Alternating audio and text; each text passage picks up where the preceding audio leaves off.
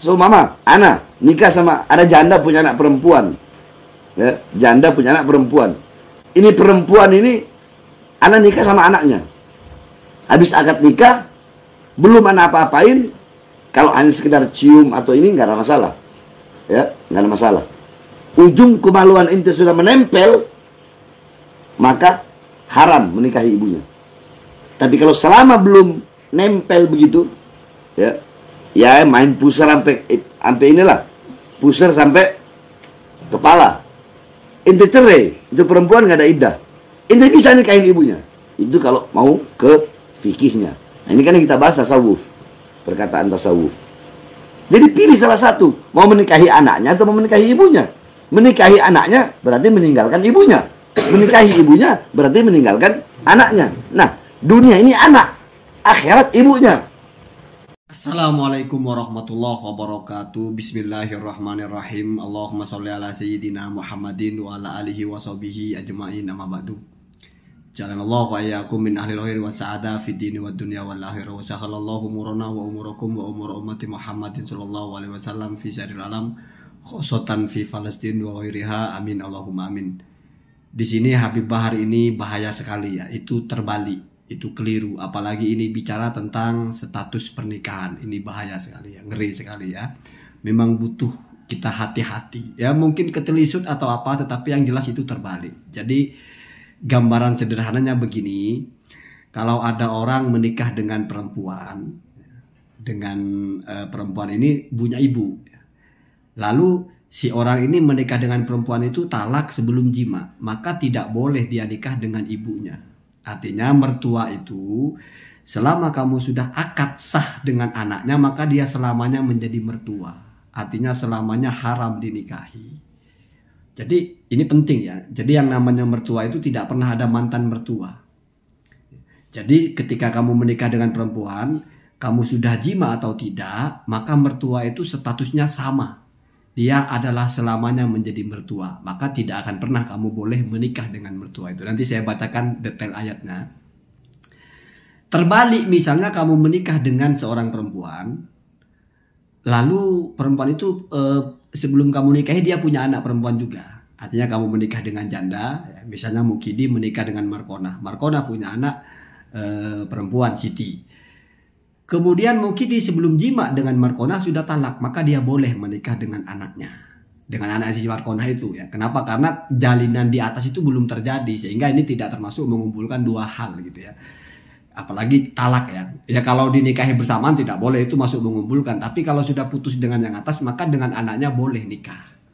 Nah itu baru benar ya Habib Bahar ya. Jadi kalau menikahi anaknya dulu, mau jima atau tidak, itu sudah tidak boleh selamanya menikahi ibunya. Tapi kalau nikahi ibunya dulu belum jima, baru boleh menikahi anaknya. Terus kemudian masalah jima itu bukan nempel, tapi hasafah itu atau bagian kepalanya itu masuk ya. Penetration lah masuk ya. Pokoknya kepalanya itu terbenam lah ya. Kalau cuma nempel kan enggak ya.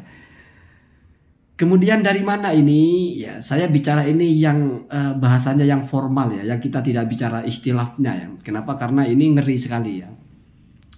Jadi ada sebuah ayat dalam Al-Quran ya, ayat tahrim ya. Tahrim itu maksudnya orang-orang yang tidak boleh dinikahi. Hurimat alaikum ummahatukum misalnya ya.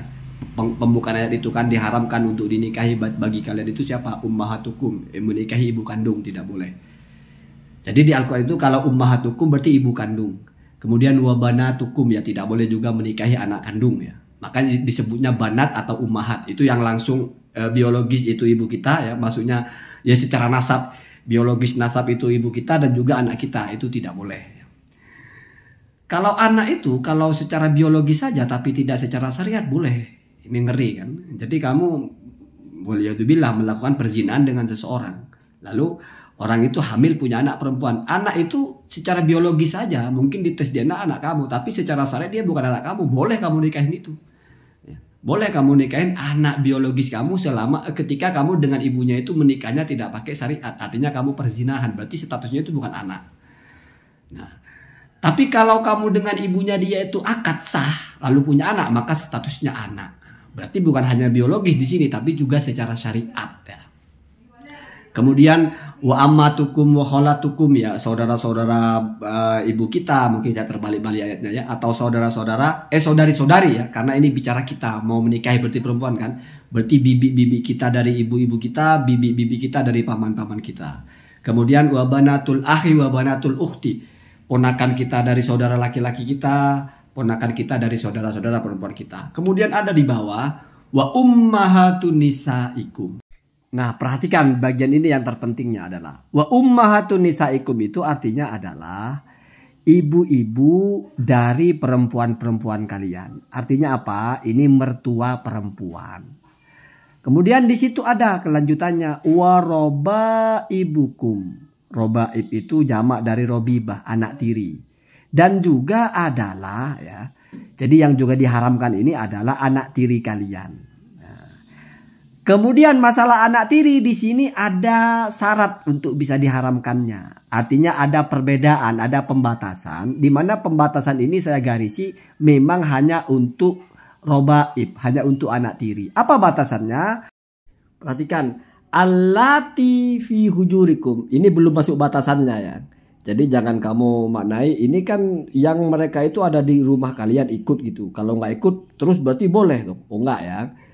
Ini bukan batasan, ini hanya kebiasaannya begitu ya. Jadi kalau perempuan punya anak itu belum nikah, anaknya ikut ibunya. Kalau ibunya nikah sama laki-laki, anaknya ikut ya.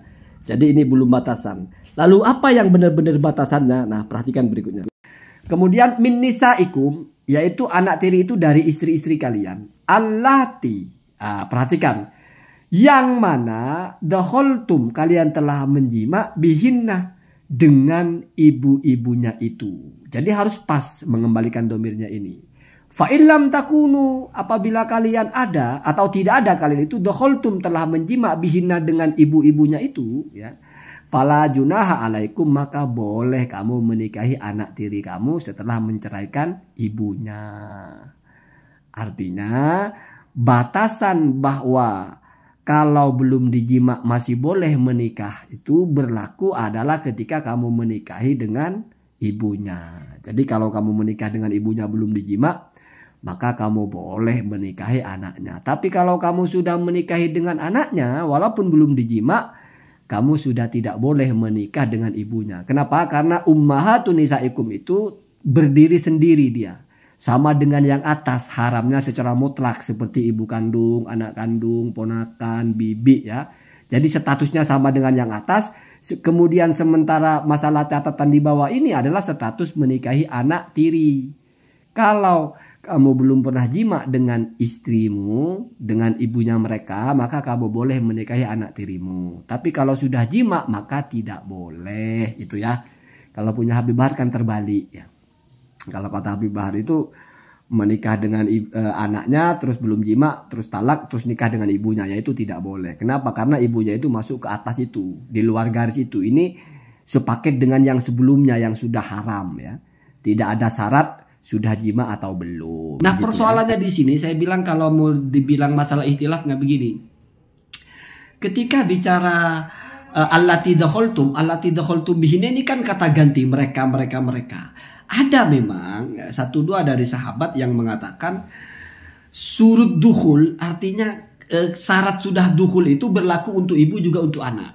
Sehingga kalau menikah dengan ibu, kalau sudah dukhul anaknya tidak boleh. Begitu juga kalau belum dukhul berarti boleh anaknya. Begitu juga kalau kamu nikah dengan anaknya, kalau sudah dukhul tidak boleh ibunya. Tapi kalau belum dukhul juga boleh nikah dengan ibunya. Itu ada pendapat begitu, tetapi itu sudah ditolak oleh ijma. Itu kan di kalangan sahabat mutaqaddimin. Saya tidak usah bacakan kitabnya ya. Anda baca dalam tafsir Tabari itu memang ada sebagian mutaqaddimin dari sahabat itu berpendapat begitu. Tetapi At-Tabari Al-Qurtubi menjelaskan ini tidak bisa dipakai ya. Ini sesuatu yang menyelisihi konsensus di bawah. Jadi kalau kata Ibnu Katsir itu menjelaskan bahwasanya bahkan ada peristiwa taroju, meralat. Jadi Ibnu Abbas dari Ibnu Mas'ud meralat pendapat ketika mengatakan ya kamu menikah dengan anaknya seperti Habib Bahar itu ya, selama belum jima boleh ibunya, itu mereka rujuk. Ya, merujuk itu berarti menganul pendapatnya, sehingga terjadilah konsensus antara madzhabul arba, 4 ulama madhab itu ijma ya, tidak boleh. Kemudian bahkan al-fuqaha as-sab'ah, 7 pakar-pakar fikih di Madinah dari kalangan para tabi'in. Jadi kamu biar tahu ya, sebelum munculnya 4 ulama mazhab ini, sebelumnya sudah ada istilah fuqaha as-sab'ah. Fuqaha as-sab'ah itu ya salah satunya Sa'id bin Musayyab kalau tidak salah ya. Jadi 7 pakar-pakar fikih di mana ini golongannya mereka tabi'in ya. Jadi bagaimanapun ya, tidak boleh seperti yang Habib Bahar itu mukhalifun wa qaulu man khalafal jumhura yajuzul fatwa. Jadi itu tidak boleh difatwakan dan tidak boleh juga diamalkan. Ya kita karena ini masalah pernikahan sensitif ya. Saya kira yang entah Habib Bahar tidak paham atau terbalik ya. Karena kalau ditarik dengan kronologis ucapannya Habib Bahar itu sebetulnya kan mestinya bilangnya tidak boleh. Kenapa boleh? Karena gini logikanya. Ini kan dikaitkan dengan tasawuf. Dalam tasawuf itu harta itu atau dunia ini adalah anak dan akhirat itu adalah ibu. Mestinya kalau kamu sudah menikahi anaknya, maka selamanya kamu tidak akan pernah bisa menikahi ibunya. Kenapa Habib Bahar malah masih bilang boleh, kan begitu ya. Artinya kalau kamu sudah terasuk dengan dunia ini, selamanya kamu tidak akan pernah menyatu dengan akhirat. Mestinya kan gitu, kan lebih klop. Jadi saking bagaimana ekstrimnya orang kalau sudah hubud dunia, sudah begitu menggemari dunia, itu akan kering hati kepada akhirat. Dia lupa mati, dia lupa semuanya. Bahkan dia lupa kepada Tuhannya, tapi karena sudah terlalu didominasi hidupnya oleh istri, oleh harta gitu, oleh dunia. Makanya berarti dia sudah klop, sudah kawin dengan anaknya. Maka dia tidak akan pernah bisa kawin dengan ibunya. Kalau dalam bahasa fikihnya itu ada istiratu duhul, ada istiratu sihatil akdih. Kalau kamu nikah dengan ibunya, maka kamu masih boleh nikah dengan anaknya kalau cerai dengan ibunya ketika kamu tidak jima walaupun akadnya sudah sah. Jadi kamu nikah dengan ibunya, kamu akad sudah sah lalu kamu talak, kamu boleh nikah dengan anaknya. Karena di situ istirahatud dukhul. Disyaratkan bukan hanya nikah tapi kamu sudah jima. Tapi kalau kamu menikah dengan anaknya dulu, maka kamu tidak akan pernah boleh menikah dengan ibunya, baik kamu sudah jima atau tidak. Karena di sini hanya syaratnya itu adalah istiratu sihatil akdih. Ya. Di situ yang penting akadnya kamu sudah sah nikah dengan anak itu, sehari kamu talak, kamu sudah tidak akan pernah boleh menikah dengan ibunya.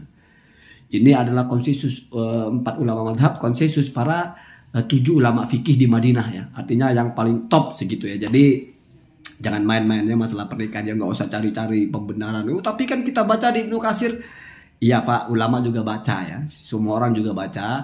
Tetapi bagaimana ketika muncul konsensus 7 ulama fikih ini, terus muncul lagi 4 ulama fikih ini, mazhabnya semuanya sepakat. Kalau kamu sudah menikah dengan anaknya, maka kamu tidak akan pernah bisa menikah dengan ibunya, baik kamu sudah menjima anaknya atau tidak. Kenapa? Karena yang disyaratkan ad-dukhul itu kalau kamu menikah dengan ibunya. Kalau dengan anaknya cukup kamu sudah sah akadnya, maka sudah tidak boleh menikah dengan ibunya ya. Allahumma tina tasabil.